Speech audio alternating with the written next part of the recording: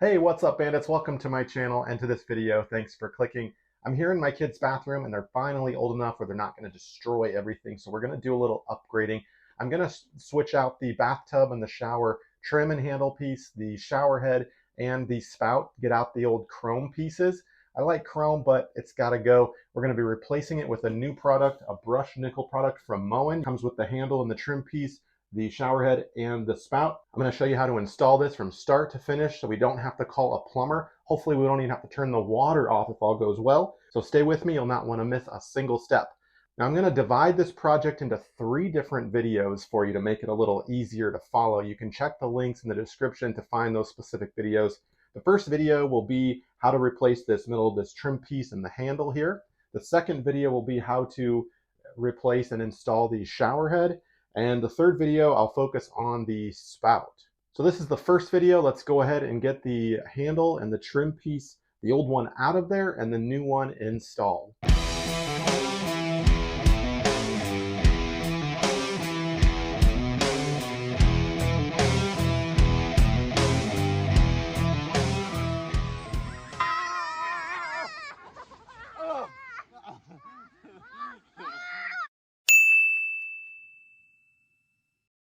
And I want to take just a moment to thank Lowe's. Really excited. This video was made in partnership with Lowe's. They sent me this product for free in exchange for a video review. Of course, I'm going to show you how to install it and be telling you all the good things and maybe some not so good things. All of my product reviews are honest. They follow my own strict criteria for review, which means high quality without breaking the bank. So we'll see how it holds up to the test. But again, thanks Lowe's. Really excited about this.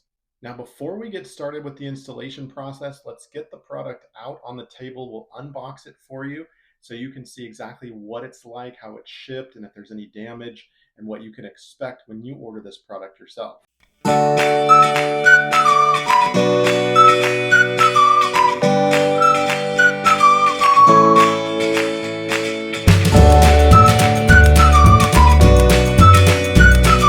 Here's what's in the kit. Everything is unboxed, no damage at all. Let's take a closer look at the trim piece to the left there and the handle, which kind of fits on the trim piece like that. Other parts you can see, by the way, a beautiful finish, pretty dense, and just an overall beautiful design. This is nothing cheap about this at all. The kit also comes with the valve and this little silver piece that slides over the valve. The valve may or may not need to be replaced. We'll be addressing that soon when we get the old trim piece off.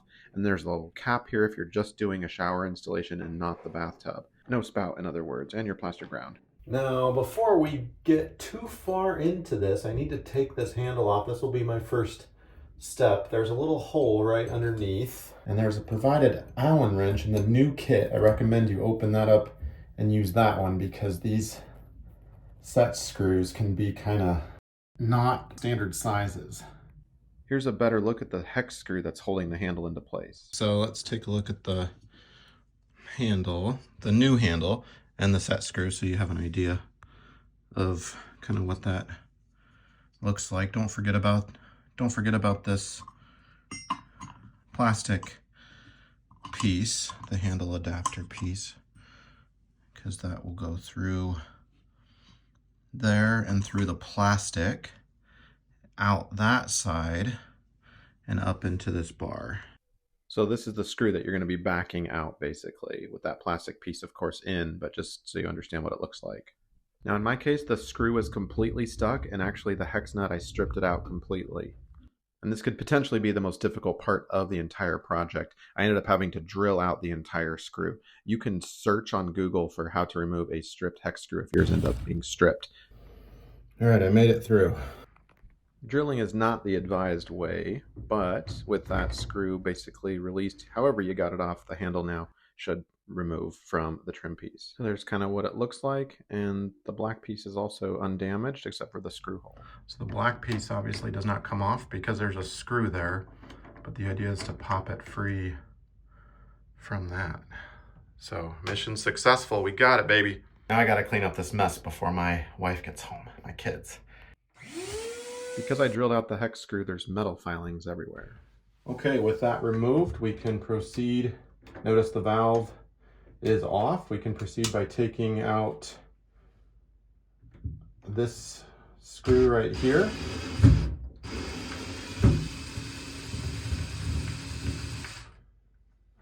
And that holds this black adapter piece in. And this is the valve right here. Of course, I'm no plumber, so if you're not comfortable with this, you need to call a licensed plumber. But we don't want to touch this piece. That metal piece is what rotates when you turn the handle. This black piece engages that and turns it. So as long as we don't mess with that, we will not have to turn the water off. So I'm going to kind of pay attention to the settings here. You can certainly take a picture of this if you need to. I'm recording this, so I can always look back on this video. And we're just going to remove these pieces. Next, we're going to take the escutcheon plate off. Notice I have a long bit. I'm going to back this out.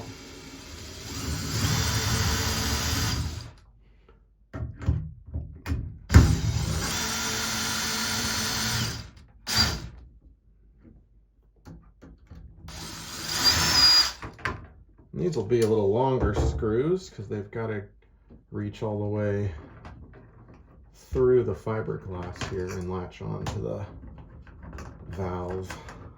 I don't know what they've done with the plaster ground back here, but we'll slide this out.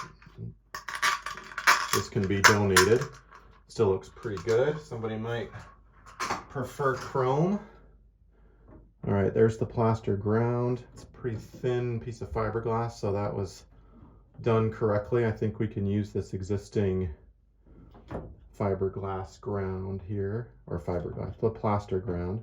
And what that does is provides a little bit of barrier between the valve and the back of the fiberglass, so when you tighten those escutcheon plate screws down, it sucks it up very well and makes it nice and sturdy. All right, let's get a closer look here. We can take this piece off. All right, it's break time. Welcome to my channel. Click that subscribe button, like this video if it's helping you out, and share this with somebody that you know. Don't forget to leave a comment down below and check the links in the description. Okay. Actually, we're going to look on the back of that escutcheon plate. Sometimes they'll put identifying information so you can look up and see what valve this thing uses. I actually don't see it. It is Moen. And I think we're dealing with a posi-temp valve. That valve looks to be the same. And if it's true, we can proceed with the installation process. If it's false, we need to call a plumber and they need to work their magic and switch out the valve to make sure it is the correct valve. Do not touch this plate here, or this pin, I should say. And again, don't turn this. Here is the new valve, and it comes with this plaster ground. Do not throw this away because you may need that. This cap part can be removed depending on your setup. And if you don't have this finished, then this is kind of a protective barrier while you finish your shower, so you can leave this piece on. But the idea is that pops off later. But this piece may need to be installed depending on the thickness of your wall here. If you're tiling and you've got, cement backer board and mortar and all that stuff, or thin set, then that wall will be thicker and you might not actually need this piece. So read the instruction manual really well. We're not going to cover that since this is already installed and the wall's finished and we've got a plaster board here. But I've got the new valve, which is a Moen posi-temp, and I think this is the same thing visually. We've got the pin that matches, we've got the HC that matches, this piece matches, and we've got 4 directions.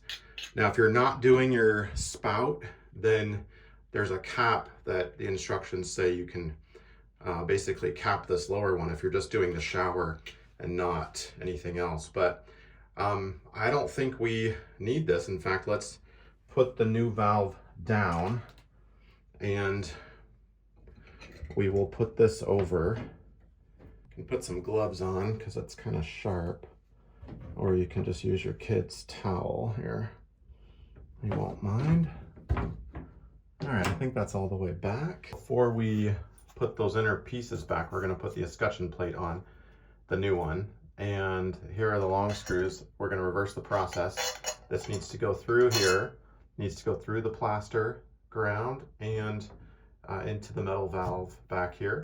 Before we do that, we're just going to put our finger around to make sure that there's no water leaking from any damage that may have occurred when we tried to drill out the hex screw. Everything seems dry, so we're ready to proceed. So to do this, we're going to put the screw in first, and then the other one will go this way. So this one and this one are the mounting points. And if you are not sure, you can look at the new, it says this side up, so it's going to be facing kind of like that. So we're aiming for this one and this one, okay?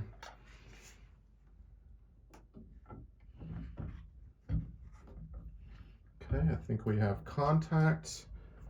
Let me push that back over this piece, and then we can hand tighten it, make sure we are not stripping anything, make sure we've got our screw holes. You can wiggle it just a little bit so it finds its seat, and we're going to call that secure. Next, we will take our white pieces here, and if you replay or look at your pictures that you took before, you'll notice that this one goes in next, and that's pretty simple. And then this piece has teeth on the back side. You want the teeth like gears to go in like this. Now, my video, when I replayed it, we were kind of like right there. So this little piece was pointed kind of toward 1 o'clock. And then this piece is next. And there's a little tunnel here for your set screw, your hex screw that we're going to put in later. But right now we're going to put that on just like that. So that hole or that tunnel should be facing down. Next, we'll take this screw, and that goes in right here, and that connects and holds all that plastic in together. Again, don't over tighten, make sure you don't strip it out.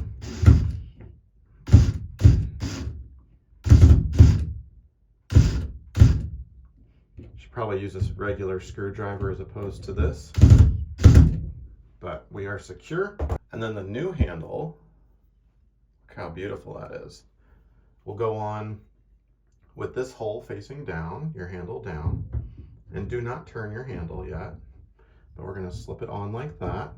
Now, to avoid the fiasco, I don't know what these plumbers sometimes are thinking, not greasing this hex screw up, because if we do ever want to change this out, and it's not likely we're going to do that anytime soon, but still, this little weak hex screw is just the worst. It strips out easily, and we end up having to drill it out and questioning our existence and our life in general.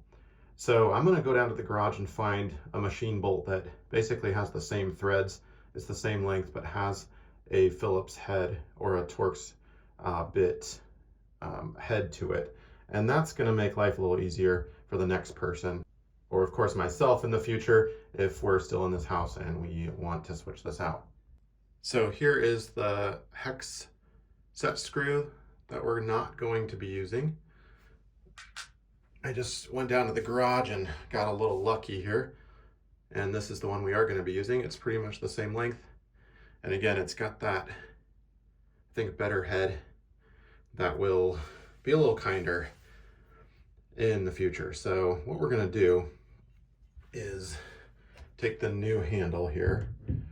We're gonna push that in. It doesn't click very well, but you want to make sure that it kind of gets up over that lip. And it seems a little sturdy. And then we'll take our screw. And I'm actually going to put a little grease on there too. We'll come at it from underneath. And we'll push it up in there. And be careful you don't drop anything here. Put a towel down so if something does fall off or out, it won't damage your tub. Notice my left hand here, it's putting pressure on the handle. There we go. It stopped turning, and I'm just gonna do kind of a quarter turn, make sure I don't strip anything out. All right, it most definitely stopped. We'll give it just another little turn, nice and snug, and look at that. It's feeling pretty good, I think, nice and strong. Oh, got a little grease. Yeah, make sure you put some protective stuff down. But look at that, that looks pretty good. Now we'll go ahead and test it out before we continue.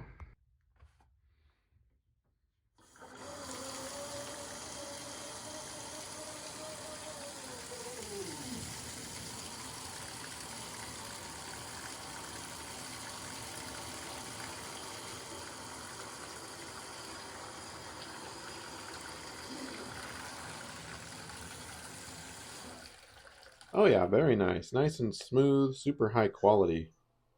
Next, we're going to take a little bit of 100% silicone and apply it to the perimeter. There is a gasket on the other side of the escutcheon plate, but we're going to put silicone on nonetheless because I don't want water getting anywhere near back there. I'm using my finger to apply just a little bit and wiping it off. All right, that wasn't so bad, was it? Let's go on to the next video. Video number 2, I'm going to show you how you can install this shower head. We'll get the old one out of there and get the new one installed. And that is a wrap. We'll close the video out there. Hopefully this has helped you out. Here's some final shots. Enjoy and good luck to you on your project. Stay sneaky.